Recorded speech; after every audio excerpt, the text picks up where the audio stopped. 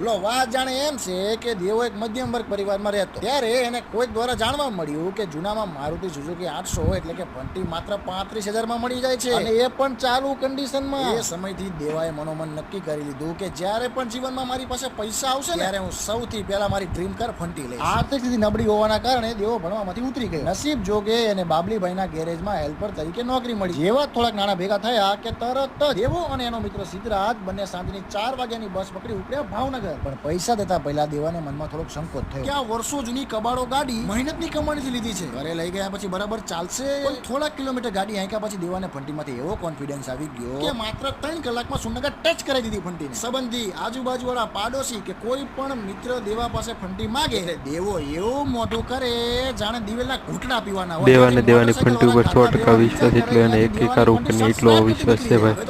સાચી વાત, ભાઈ દેવાની ફંટી એટલે દેવાની ફંટી. આગળ નું આવતા એપિસોડ